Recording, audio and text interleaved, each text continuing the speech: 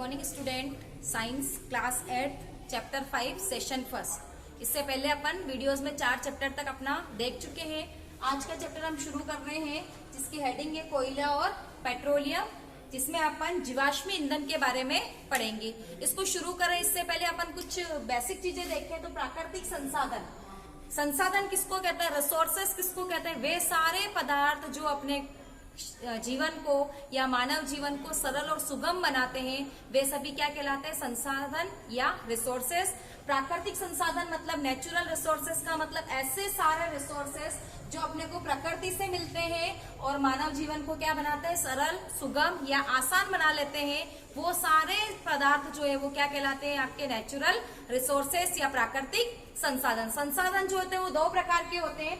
पहले होते हैं आपके अक्षय प्राकृतिक संसाधन और दूसरे होते हैं समाप्य प्राकृतिक संसाधन। नाम से ही क्लियर हो रहा है। अक्षय प्राकृतिक संसाधन ऐसे संसाधन जिनके मानव द्वारा असीमित उपयोग करने पर भी वो इस पृथ्वी से कभी समाप्त नहीं होंगे। ऐसे संसाधन क्या कहलाते हैं, आपके अक्षय या जिसको अपन कह सकते हैं असमाप्त होने वाले प्राकृतिक संसाधन। एग्जाम्पल देखना चाहें अपन तो सूर्य का प्रकाश, वायु। सनलाइट को आप कितना भी यूज करो प्रकृति से खत्म नहीं होगा, और वायु को भी आप कितनी भी यूज करो वो प्रकृति पर बनी रहेगी। लेकिन अगर अपन ऑक्सीजन और इसके बारे में बात करें तो पॉल्यूशन ज्यादा बढ़ेगा, तो ऑक्सीजन की मात्रा में कमी आएगी। उसके लिए हमको कुछ न कुछ प्रयास करना पड़ेगा, और उसके प्रयास में सबसे प्रथम चीज आती है कि वृक्षारोपण करना या अधिक से अधिक जो है प्लांटेशन करना, पेड़ पौधे लगाना।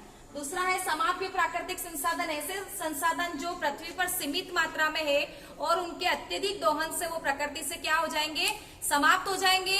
वो लिमिटेशंस फॉर्म में है और ज्यादा से ज्यादा उसका यूज करने से या बहुत लोग उसका मिसयूज भी करते हैं, उसके कारण वो प्रकृति से क्या हो जाएंगे, समाप्त हो जाएंगे। एग्जाम्पल देखें अपन वन, वन्य जीव, खनिज, कोयला, पेट्रोलियम पदार्थ या प्राकृतिक गैस। ये सब जितने भी आप जीवाश्मी ईंधन पढ़ेंगे ये प्रकृति में सीमित मात्रा में पाए जाते हैं और इनके अत्यधिक दोहन से हो सकता है कि हमारी अगली वाली पीढ़ी को उसका लाभ नहीं मिले। अब अपन जीवाश्मी ईंधन पढ़े, उसमें अपन सबसे पहले पढ़ेंगे कोयला। आपको पता है कोयला कैसे बनता है। कोयला जो है वो कार्बनीकरण की प्रोसेस से बनता है। पुराने समय में लगभग 300 वर्ष पूर्व की अगर अपन बात करें तो जनरली पृथ्वी के निचले क्षेत्र में बहुत सारी वनस्पति, पेड़ पौधे और अत्यधिक मात्रा में वनस्पति विद्यमान थी। बाढ़ या अतिवृष्टि से क्या हुआ, वो वनस्पति क्या हो गई, नष्ट हो गई, और एज इट इज भूतल में हलचल से वो वनस्पति आपकी जमीन के अंदर दब गई। जैसे जैसे वो जमीन के अंदर दबती गई उसके ऊपर मिट्टी की लेयर में क्या होती गई, वृद्धि होती गई, और उच्च ताप, आपको पता है कि पृथ्वी के हर 6 किलोमीटर की रेंज में 1 डिग्री सेल्सियस टेम्परेचर जो है इंक्रीज होता है।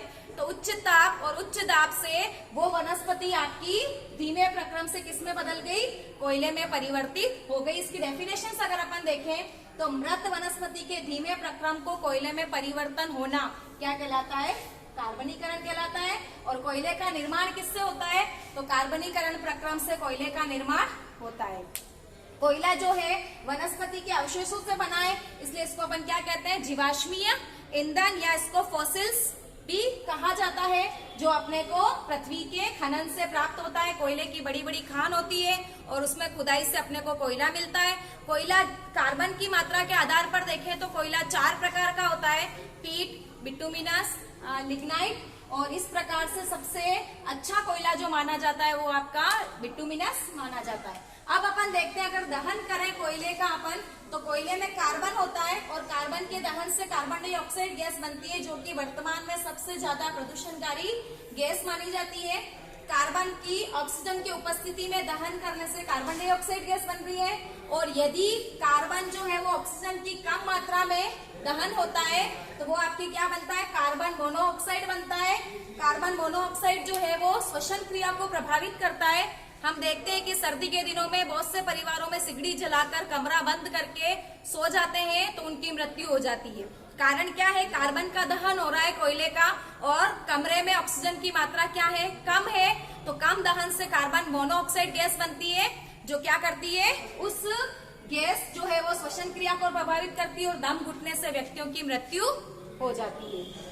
कोयला जो है उसके प्रक्रमण से अपने को बहुत सारे उपयोगी पदार्थ मिलते हैं, उसमें अपन 3-4 उपयोगी पदार्थ के ऊपर डिस्कशंस करेंगे। यहाँ पे सबसे पहला है आपका कोक, जो है कठोर होता है, सरंध्र होता है, काला होता है और कार्बन का सबसे शुद्धतम रूप क्या होता है, लगभग इसमें 95% तक कार्बन होता है। सबसे शुद्धतम रूप क्या माना जाता है, कोक माना जाता है। कोक का उपयोग जो है वो इस्पात के औद्योगिक निर्माण में व बहुत सारे धातुओं के निष्कर्षण में कोक का उपयोग किया जाता है। सेकंड है कोलतार। कोलतार का नाम आपने सुना होगा, पहले सड़क बनाने में जो डामर यूज होता था उसी को कोलतार कहते हैं। और एक बहुत जाना माना परिचित है हमारे में अप्रिय गंध, इसकी गंध बहुत खराब होती है और काला गाढ़ा द्रव है। और लगभग कोलतार जो है वो 200 पदार्थों का मिश्रण है। इससे अलग अलग टेम्परेचर पर जब अपन प्रभाजी आसवन विधि के द्वारा इसको अलग करते हैं तो अलग अलग तापमान पर अलग अलग पदार्थ जो है वो आपको मिलते हैं। इतनी डिटेल आपके इस लेसन में नहीं है, इसलिए अपन इसको केवल इतना ही पढ़ेंगे। इसमें से इसका उपयोग जो है वो औषधि, संश्लेषित रंग, छत निर्माण सामग्री और जो हमारी मौत को हटाने के लिए जो घर पे मम्मी नेफ्थलीन की गोलियां रखती है वो भी किससे बनाई जाती है, कोलतार से प्राप्त होने वाले पदार्थों से बनाई जाती है। फिर आपको पता होगा कि सड़क निर्माण में वर्तमान में जो है वो कोलतार के स्थान पर बिटुमेन नामक एक पदार्थ का उपयोग हो रहा है, जो कि सड़क को ज्यादा समय तक स्ट्रॉन्ग रखता है। और ये भी अपने को किससे मिलता है, एक प्रकार के पेट्रोलियम पदार्थ से ही प्राप्त होता है। थर्ड अपन देखें कोयला गैस। कोयला गैस जो है वो कोयले के प्रकंड से प्राप्त होने वाली एक गैस है। और जब अपन कोक का निर्माण करते हैं उस समय अपने को कोयला गैस प्राप्त होती है और इसका उपयोग अपन उद्योगों में ईंधन के रूप में करते हैं। लेकिन जब 1810 में लंदन में और 1820 में न्यूयॉर्क में कोयला गैस का उपयोग जो है वो सड़क पर रोशनी करने के लिए, यानी कि सड़क पर जो ट्रैफिक लाइट्स होती है उसकी रोशनी करने के लिए किया गया था। परंतु वर्तमान में इसका उपयोग रोशनी के रूप में नहीं करके ऊष्मा के स्रोत के रूप में किया जा रहा है। आगे अपन देखें most important part of this chapter, petroleum. Petroleum जो है वो 2 शब्दों का मिश्रण है। पेट्रा का मतलब होता है चट्टान और ओलियम का मतलब होता है तेल, यानी कि इसको चट्टान का तेल भी कहा जाता है, इसको खनिज तेल भी कहा जाता है। और यह अपने को जमीन से प्राप्त होता है, विशेष करके समुद्रों से।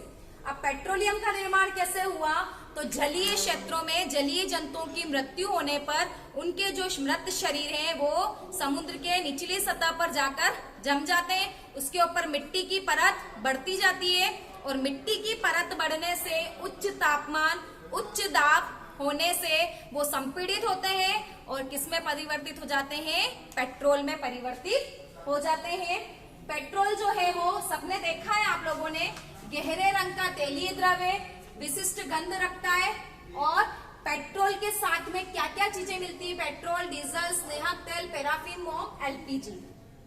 पेट्रोल जो है उसका उपयोग अगर आप देखें तो गाड़ियां चलाने में इसका उपयोग किया जाता है। साथ ही ड्राई क्लीन्स जो की जाती है, जो धोबी वगैरह कपड़ों की ड्राई क्लीन्स करते हैं उसमें भी किसका उपयोग होता है, पेट्रोल का उपयोग होता है।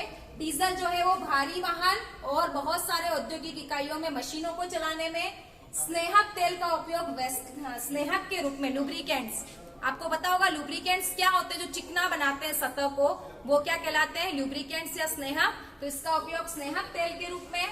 पैराफिन, मोम जो पदार्थ मिलता है इससे हमको मोमबत्ती और वैसलीन बनाने में इसका उपयोग किया जाता है।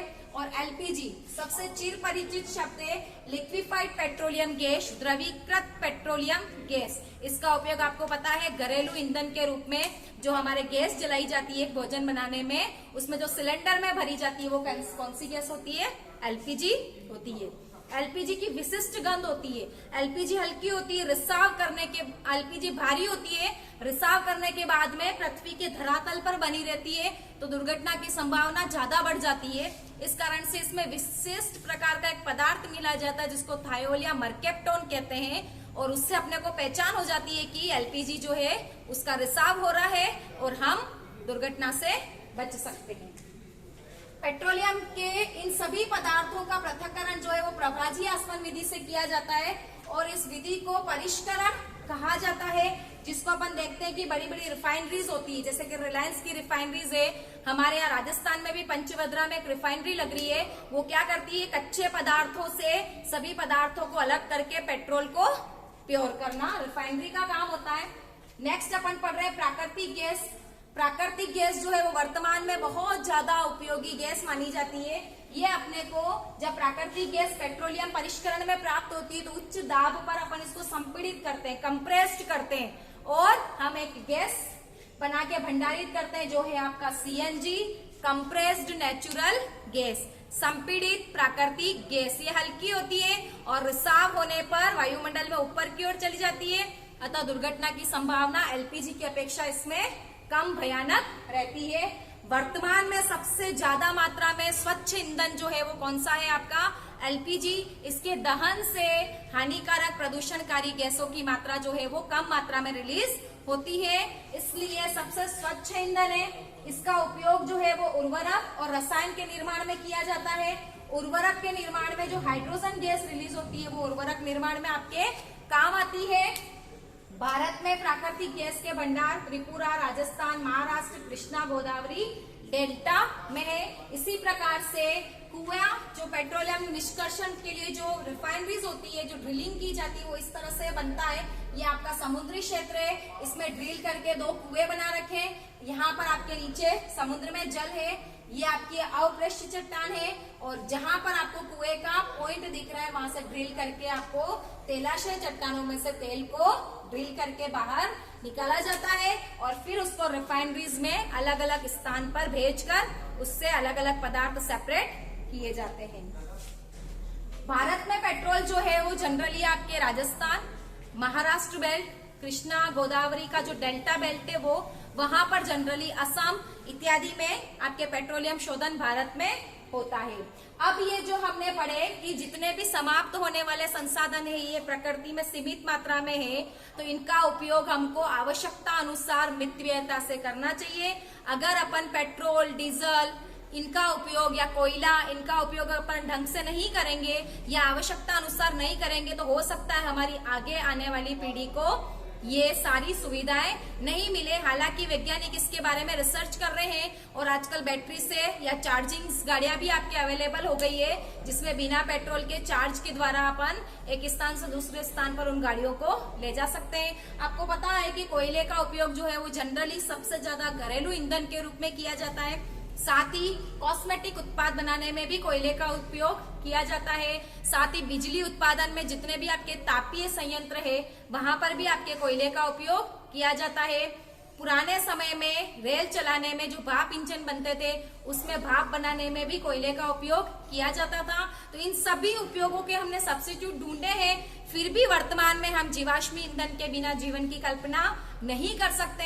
हम पेट्रोलियम के सब्स्टिट्यूट के तौर पर जेट्रोफा से मिलने वाले तेल के ऊपर रिसर्च चल रही है और उनसे वर्तमान में कुछ गाड़ियां चलाई भी जा रही है। फिर भी हमें क्या करना चाहिए, इनको सहेजना चाहिए और आवश्यकता अनुसार ही उसका उपयोग करना चाहिए। इसके लिए एक टर्म से पीसीआरए, पेट्रोलियम संरक्षण अनुसंधान संघ, अगर इसको इंग्लिश में देखें अपन तो पेट्रोलियम कंजर्वेशन रिसर्च एसोसिएशन, ये जो है वो इस जीवाश्मी ईंधन को बचाने के लिए कुछ प्रयास करते हैं और इनके द्वारा गाड़ियों के बारे में कुछ बताया गया है कि किस प्रकार से अगर अपन गाड़ियों को मैनेज रखें तो पेट्रोल की खपत कम हो सकती है। उसमें आपके फर्स्ट है कि गाड़ियां जो है वो समान और मध्यम गति से चलानी चाहिए। ऐसा नहीं कि हम बार बार रेस देते रहें और गाड़ियां तेज गति से चलाएं। सिग्नल पर जहां पर आपको लगता है कि गाड़ी 5 मिनट रुकेगी या किसी कारणवश अपन किसी दुकान से कुछ लेने गए हैं तो भी वहां पर हमें गाड़ी का इंजन क्या करना चाहिए, बंद कर देना चाहिए। टायर का दबाव, टायर में हवा का दबाव जो है वो प्रॉपर होना चाहिए। अगर कम होगा या ज्यादा होगा तो पेट्रोल की खपत ज्यादा होगी। और गाड़ी का नियमित रख रखाव यानी कि सर्विसिंग टाइम से टाइम अपने को करवानी चाहिए। ये भी आपके क्वेश्चंस बनता है।